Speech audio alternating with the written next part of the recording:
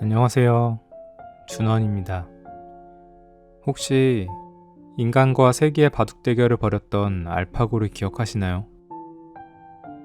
결코 인간을 이길 수 없다는 바둑마저 인공지능이 능가하는 시대가 도래했습니다.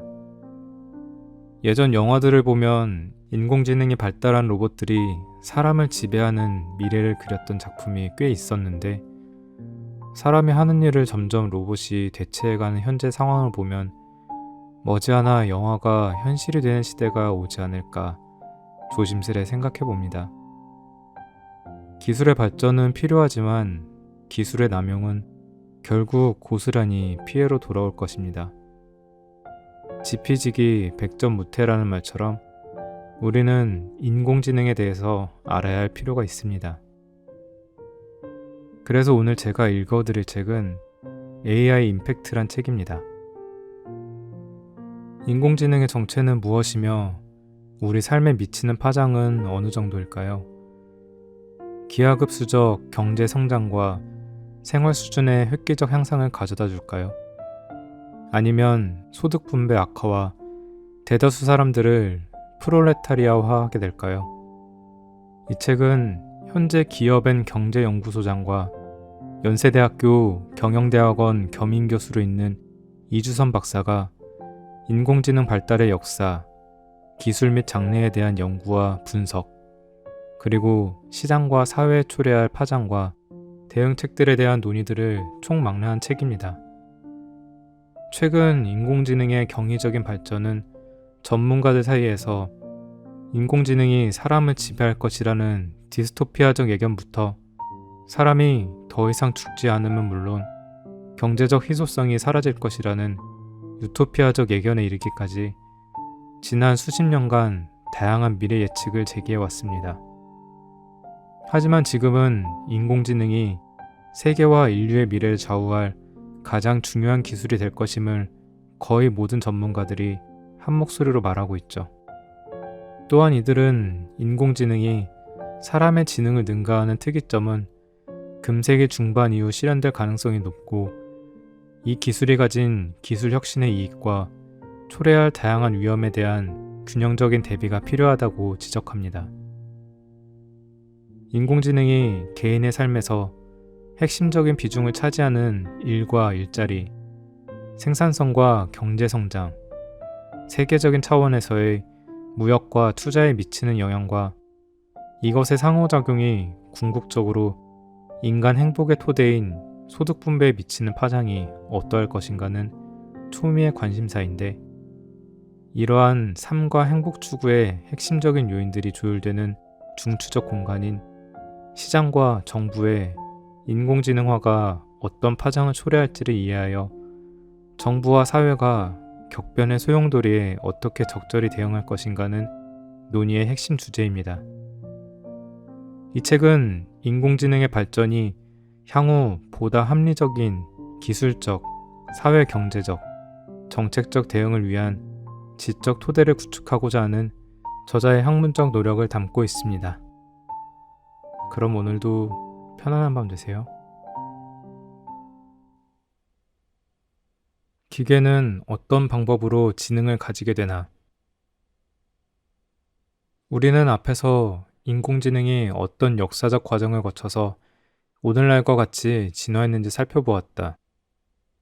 그렇다면 이제 인공지능이라 명명된 기계들이 어떤 방법으로 사람들이 가진 지능을 모사할 수 있게 되었는지 보다 구체적으로 살펴보는 것이 장차 이 새로운 존재에 대한 우리의 대응을 위해 중요할 것이다. 그래서 이 장에서는 인공지능의 기반 기술들 가운데 중요하다고 생각되는 것들에 대해서 보다 구체적으로 알아보고자 한다. 앞에서 말한 것처럼 인간의 지능은 자연지능이라 하며 인간의 진화 과정과 함께 진화되어 오늘에 이른 것으로 본다. 다양한 지능에 대한 정의들이 있으나 보편적으로 지능이란 정보를 지각, 추론, 보존함으로써 환경이나 맥락에 적절하게 대응하는 능력이며, 다양한 환경에서 목적을 달성하거나 문제를 해결할 수 있는 총체적인 역량이라고 할 수 있다.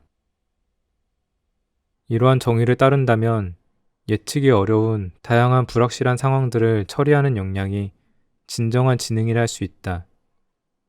그렇다면 기계는 어떻게 이런 지능을 가진 존재가 될 수 있을까?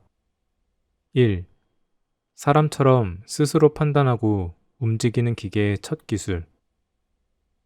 산업혁명이 태동하던 1737년 프랑스인 복항송이 만든 사람처럼 완벽하게 음악 한 곡을 처음부터 끝까지 연주할 수 있는 플룻 연주자라는 자동 인형은 입술을 움직이고 입김의 세기를 조정하며 손가락 끝을 플룻 구멍에 정확하게 가져가서 대는 사람을 완벽하게 모사하는 기계였다. 자동 인형이라는 이름처럼 이 기계는 사람이 지속적으로 조정하지 않아도 스스로 움직였다. 어떻게 이렇게 정확하게 사람 같은 움직임을 사람의 아무런 개입도 없이 완벽하게 구사할 수 있었을까? 복항송이 프랑스 과학 아카데미에 제출한 논문 자동인형 플룻 연주자의 자동 원리에 그 비법이 명시되어 있다. 이에 의하면 이 자동인형은 나무와 판지에 대리석처럼 보이게 색칠을 하고 그 손가락 끝에는 가죽을 붙여서 플룻 구멍을 확실하게 막을 수 있게 만든 것이었다. 이 자동인형이 움직이는 데는 두 개의 회전축이 사용되었다. 그 축들 가운데 하나는 크랭크 축으로 세 개의 풀물을 눌러서 약, 중, 강의 공기 흐름을 만든 후 인공호흡관에서 합쳐서 입김이 불려나오게 했다. 다른 축은 작은 징들이 여러 개 박힌 원통을 느리게 회전시켰다.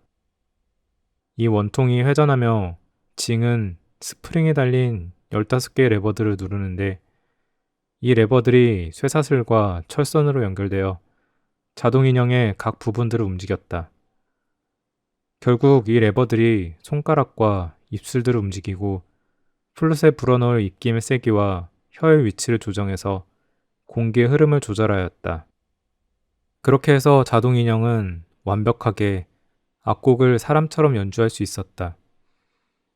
또한 회전하는 원통에서 징의 위치를 조정하면 이 자동인형이 연주할 곡을 바꿀 수 있었다.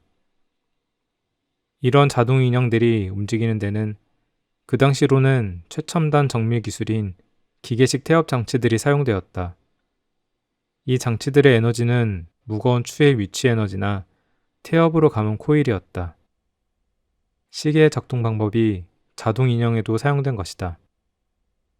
당시 이런 자동 인형들이 여러 만들어져서 사람이나 동물들의 다양한 행동들을 묘사함으로써 많은 사람들을 경탄하게 했다. 그러나 자동 인형들은 현실 세계에 반응할 수는 없었고 미리 지정해 놓은 대로 일련의 동작들을 기계적으로 수행할 뿐이었다. 그렇더라도 자동 인형은 사람의 행동을 흉내내서 궁극적으로 사람 같은 기계를 만들려는 사람들의 모색의 첫 실체였다는 데 의의가 있다. 2. 스스로 판단하고 움직이는 기계의 기술 발전 양상. 기계가 사람을 모방해서 사람같이 추론하고 의사결정과 행동을 하게 하려는 노력은 자동인형이 등장한 이후에도 계속되었다. 드디어 20세기 중반인 1950년대에 아직 출현하지도 않은 이 사람을 닮은 상상의 기계에 인공지능이라는 이름이 붙여졌고 이를 구현하기 위한 노력은 꾸준히 지속되었다. 이런 노력으로 인공지능은 기호 논리의 주입에 기반한 규칙 기반 인공지능, 기계학습 기반 인공지능, 인공신경망 기반 인공지능, 딥러닝 기반 인공지능으로 발전해왔다. 규칙 기반 인공지능은 1950년대 후반부터 1980년대 초반까지의 시기에 주류였다. 기계학습은 1980년대 중반부터 2010년대 초반까지 인공신경망 이외의 기술들을 중심으로 발전하였고 2010년대 들어서부터 지금까지는 심층 신경망에 기반한 딥러닝이 대세가 되고 있다. 지금까지도 이러한 기술들의 분류에 논란이 이어지고 있으나 인공지능, 기계학습, 딥러닝 간 관계를 그림으로 표현하면 보편적으로 그림 2-1과 같이 볼 수 있다. 인공지능은 추론과 검색에 기반한 규칙 엔진과 컴퓨터에 주입된 전문적 지식을 기반으로 하는 전문가 시스템 같은 규칙 기반 인공지능, 다양한 소스로부터 수집된 의미론적 검색 정보를 이용해서 검색 결과를 향상시키는 지식 그래프 같은 통계 알고리즘, 그리고 기계학습 기반 인공지능을 포괄한다. 기계학습 기반 인공지능은 이런 초기의 규칙 기반 인공지능들과 통계 알고리즘들을 제외한 인공지능 기술들 전체를 말한다. 그러므로 모든 기계학습 기반 인공지능은 인공지능이나 모든 인공지능이 기계학습에 의해서 만들어진 것은 아니다. 기계학습은 다시 크게 사람 두뇌의 뉴런을 모사한 인공신경망을 이용한 방법과 그렇지 않은 방법들로 나눌 수 있다. 인공신경망을 이용하지 않은 방법들에는 의사결정 트리, 귀납적 논리 프로그래밍, 베이지안 네트워크, 지지 벡터 머신 등이 있고, 인공신경망을 이용한 방법들로는 다층 퍼셉트론 또는 다층 신경망과 딥러닝이 대표적이다. 현재 인공지능과 기계학습의 대세가 된 딥러닝은 1957년 로젠블랏이 제작한 단층 퍼셉트론이라는 인공신경망에서 시작되었다. 그 후 우여곡절을 겪은 후 지금은 인터넷과 사물 인터넷 등에 기반한 빅데이터, GPU, TPU 등 병렬 처리 컴퓨팅 파워의 기하급수적 혁신, 그리고 퍼셉트론들의 다양한 학습상 한계와 문제점들을 극복하여 CNN, RNN, LSTM, GAN 등 최신 신경망으로 발전되었다. 그래서 이제는 이 신경망 기술들이 범용 인공지능으로 나아가는 선도적 지위에 있고 1950년대 인공지능 연구가 시작된 이래 세 번째 연구와 투자의 붐을 조성하는 견인차 역할을 하고 있다. 3. 기호, 논리주입에 의한 기계지능 제작 기술. 이제 이 인공지능 기술들이 어떻게 진화 발전해 왔는가에 대해서 구체적으로 살펴보기로 하자. 사람처럼 스스로 판단하고 움직이는 기계를 만들려는 시도들 가운데 처음 주류를 이룬 것은 기계에 기호와 논리 등 규칙을 주입해서 이를 실현하려는 노력이었다. 1936년 영국의 튜링은 어떤 가상의 기계가 스스로 저장 공간의 기호들을 읽어 처리하고 그 상태에 따라서 다른 상태로의 변화가 가능하다면 기계가 어떤 연산이든 스스로 처리한다고 할 수 있다는 것을 이론적으로 입증했다. 이는 컴퓨터의 기본 원리를 제시한 것인데 그는 이 혁명적인 가상기계를 튜링 머신이라고 이름 붙였다. 그 후 튜링이 배웠던 미국의 존 폰 노이만이 폰 노이만 구조라는 현대 컴퓨터의 기본 아키텍처를 제시했고 1940년대 이를 토대로 EDSAC라는 최초의 컴퓨터들 가운데 하나가 발명되었다.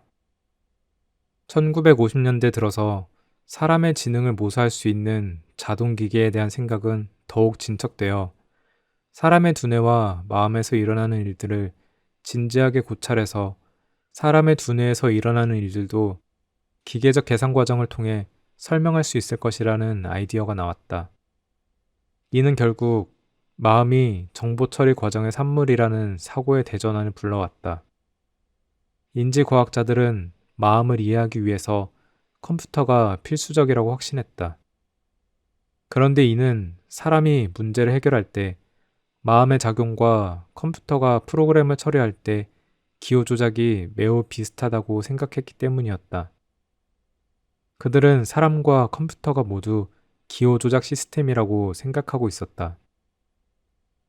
그래서 그들은 사람의 마음은 정보 처리 시스템이고 정보 처리는 계산, 곧 기호 조작 과정이며 프로그램은 기호 조작 시스템이므로 사람의 마음은 프로그램으로 모델화될 수 있다고 주장했다. 이 생각을 따르면 컴퓨터의 하드웨어는 사람의 뇌이고 프로그램은 사람의 마음인 것이다. 위와 같은 생각을 기호주의 가설이라고 하는데 MIT의 민스키 교수를 포함한 당대 주류 인공지능 연구자들이 이를 지지하여 사람의 지식을 기호화하고 그 기호 간 관계를 컴퓨터에 입력하면 컴퓨터가 사람과 비슷한 입력을 받았을 때 사람의 인식과 비슷한 것을 출력해낼 것이라고 주장했다. 그런데 컴퓨터가 계산을 하려면 계산 과정을 정의하는 기호와 기호 간 연산에 대한 규칙을 정의해야 하기 때문에 초창기 인공지능은 필연적으로 규칙 기반 인공지능으로 발전할 수밖에 없었다. 기호주의, 계산주의, 심볼릭 AI 등 용어들은 이런 기호주의 가설의 연장선상에서 나온 규칙 기반 인공지능의 여러 개념들이다. 규칙 기반 인공지능은 현실에 존재하는 사물과 사상을 어떻게 기호화할 것인가와 이렇게 표현된 기호들과 규칙들을 활용해서 어떻게 지능적 추론을 할 수 있을 것인가에 답하려는 인공지능 연구의 결과물들이다. 기호화는 온톨로지 같이 컴퓨터가 개념을 이해하고 지식 처리를 할 수 있는 지식 표상 체계들로 이루어지고, 지능적 추론은 1차 논리 같은 추론 기법들에 의해서 행하여지는 양태로 발전했다.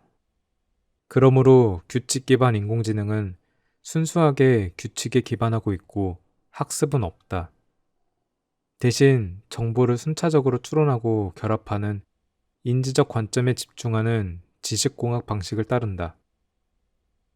이 방식은 컴퓨터에 기호를 입출력하는 과정의 중간 단계도 기호로 이루어졌다고 생각한다.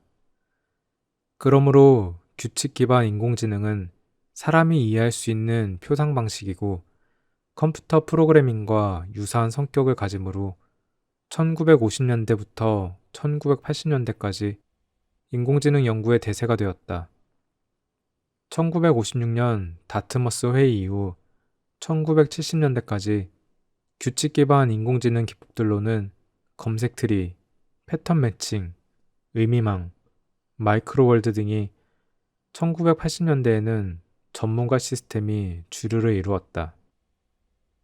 그 당시에는 심지어 규칙 기반 인공지능이 범용 인공지능이 될 것이라는 믿음이 확고해서 1980년대 중반 미국에서는 사람의 모든 규칙을 컴퓨터에 입력하는 CYC라는 상상을 초월하는 프로젝트를 수행하는 데까지 나아갔다. 그러나 규칙을 컴퓨터에 심어서 기계에 사람의 지능을 실현할 수 있을 것이라는 초기의 예상은 빗나가고 1980년대 후반에는 규칙 기반 인공지능이 연구의 주류에서 밀려났다. 이러한 퇴조는 전문가 시스템을 비롯한 규칙 기반 인공지능들이 PC에 비해서 상용할 정도의 성능을 내지 못하고 범용성이 매우 부족하여 장난감 정도인 것이 드러났기 때문이다. 이러한 규칙 기반 인공지능의 실상은 현실 세계의 형상을 모두 기호화하는 것이 불가능하며 인간은 규칙 기반으로 생각하지 않는다는 비판의 타당성을 강화시켰다. 결국 이런 과정을 거쳐서 1990년대 이후 인공지능 연구에서 기호주의가 사실상 거의 퇴출되는 상황이 초래되었다. 그렇지만 인공지능 연구에서 딥러닝이 주류가 된 현재도 많은 인공지능 연구자들이 결국 범용 인공지능을 실현시키기 위해서는 기호주의 인공지능 접근법을 딥러닝과 혼합해야만 한다고 주장하고 있다. 실제로 현재 딥마인드의 인공지능 알파제로나 알파스타도 검색트리와 딥러닝의 CNN을 조합한 형태임을 본다면 향후 기호주의 접근법들도 어떤 양태로든 결국 인공지능의 발전을 위한 도구들로 이용될 것으로 보인다. 다만 그것이 어떤 역할을 할 것인가가 아직 확정되지 않은 채 남아있을 뿐이다.